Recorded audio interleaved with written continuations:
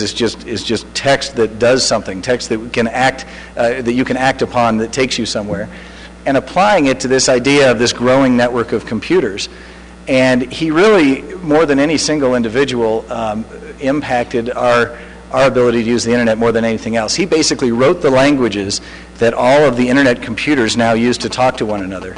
And he simplified the way that one computer deals with another, the way that you type in www.whatever and it takes you to where you're supposed to go, the way that emails are sent, and so forth. And so he, what was remarkable about what he did, though, is that he developed all of this and then he gave it away. And I joke that that's how we know he wasn't an American, is that he did not try to capitalize on it and make money off of it. And yet that one action that he took was the only way that today's internet ever could have been created. In other words, if it had been a proprietary standard that you had to kind of sign up to be part of this type of a structure, we never would have seen the explosion of growth that we've seen since then. So in the 1990s, the internet grew basically 100% a year in terms of the number of computers that were using it, the number of people that were using it. And in the end, what we find today is that it's estimated that about 4.3, I'm sorry, wrong number. We've got, it's estimated that 1.4 billion people were using the internet as of June of last year. Now, that's awfully hard to estimate because by definition, again, the internet is almost organic. It's almost ungovernable. And so to track exactly who's on and who's doing what is a difficult prospect. But those four computers that we saw that were the original ARPANET, the Advanced Research Projects Agency's network, number somewhere around 10 million now. Another indication of the growth is what I'm calling the vanishing IP address. An IP address is just an internet protocol address that any computer on the network or any household in Denver that's online is given a distinct address so that it knows how to route information to other computers. When the internet was developed initially, the original scheme, which was called IP version 4, provided for about 4.3 billion separate addresses. And you can imagine back in the 80s when this was being considered that probably seemed like that would be quite sufficient. It's estimated that we're going to run out of those addresses as soon as next year. It won't be quite the kind of sexy catastrophe as the year 2000 what would you even call that now? The year 2000 scare that we had, the millennium scare. But it is something that's being handled, and so I don't think you're going to see much disruption there. But anyway, what was kind of screwy about it is that those addresses were allocated in a very haphazard manner. The United States, for example, has 74% of those addresses just itself.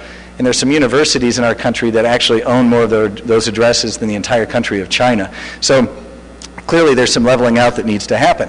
And IPv5 version 5, we won't talk about it, was unrelated, but there's a new version, IP version 6, that will provide for this many addresses. And that's actually the number 5 with 28 zeros after it. It's that many addresses for every one of us, for every human being on Earth. So I think it would suffice to say that ought to do it. And we should get, if we ever run out of addresses in that scheme, we're all going to be gone anyway. But it's tremendous growth that we've seen indeed. What I'd like to do next is actually run down to the front of the room and go visit a website. I'll describe it first. You may have noticed about 2 years ago that Time Magazine named all of us as the Person of the Year, and it was that kind of neat magazine cover that had the reflective Mylar cover on it.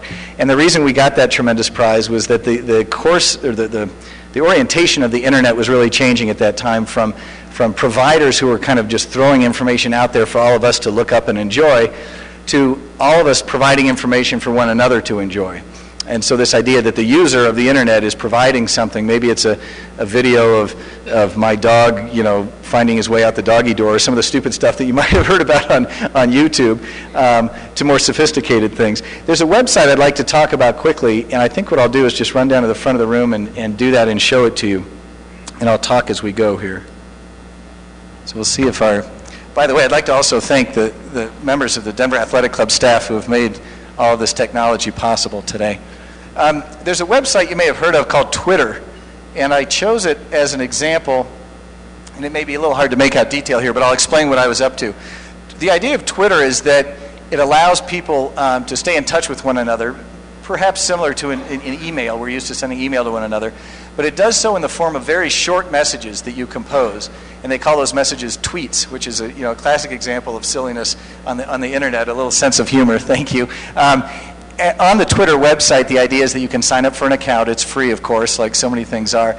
And you perpetually are answering the question, so what are you doing?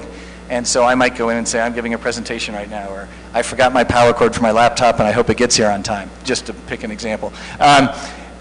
This is the Twitter page, and I've signed up, and the idea is that you actually can follow people and sign up to follow anyone else who is tweeting out there.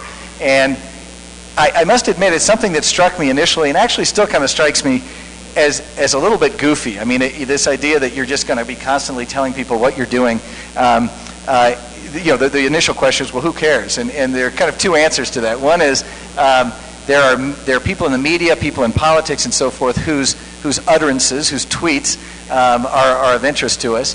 And then the other one is on the personal side with families. And I cannot see this happening in my family, but the idea that if you had a family that was spread out geographically, you might want to just kind of be interested in saying, oh, so I wonder what Gregg is up to. And here on my Twitter page, I've got a message that I posted here when my son, who has a head cold, wiped his nose on my shirt, just saying, well, I hope nobody notices that.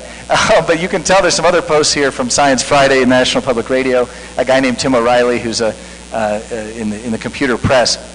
But here's the point that I think is interesting about Twitter. The idea of Twitter is not so much to come look at it online in a traditional website type of environment. People are tweeting through their phones, most notably. And so this idea of kind of firing off a message about what you're doing is invading now every crevice of our life. We cannot get away from it at all. But it has some interesting applications. When the terrorist attacks occurred in Mumbai, India, some months ago, there were Twitter posts that were coming out of that. And before someone could have the ability to compose an email or do anything other than that, people could just say, this is a big problem. I'm hunkering down under my bed. Send that out, and it really traveled in a very viral manner, to use a term that's very popular in the internet press, that these things spread as if a virus, and that news got spread that much more quickly. So that I just wanted to point out, and our President Barack Obama has a Twitter page, and just it's kind of that everyone who's anyone has a Twitter page. However, I would also say do not feel like you have to rush out and tweet, but it's one of the good examples, I think, of things that are interesting that are out there on the internet.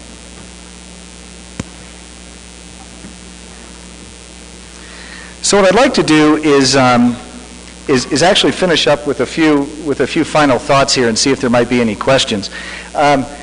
I have some advice. Now I'm up at the bully pulpit and I get to tell you what to do. My first is probably pretty straightforward. Don't believe everything you see or read on the internet. This is a fairly well-known photograph that is a complete fake, but it looks great. I mean, it's very entertaining. Maybe not for the guy who's about to get eaten by the shark, but it's a photo of a helicopter by the Golden Gate Bridge, and amazingly a shark jumping out about to eat this guy up. You can, as you might imagine, find anything you might want on the internet, and if you want to cite a source, you could find it, but you've got to be careful in terms of how you cite those things and what opinions you're looking for. Another thought is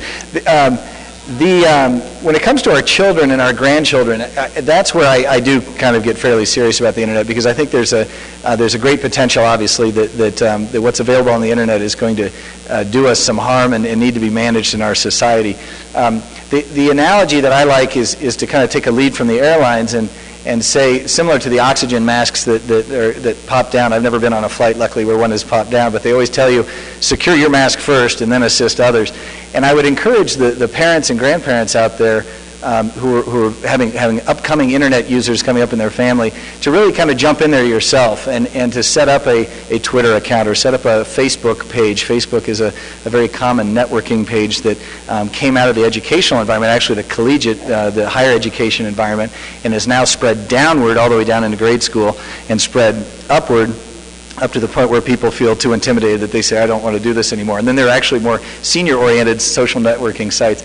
But I put that illustration on there because I think it's a good lesson for all of us as parents and grandparents to kind of dip a toe in the water there. And then when your child or grandchild is jumping in, to tell them, I've got an account there too.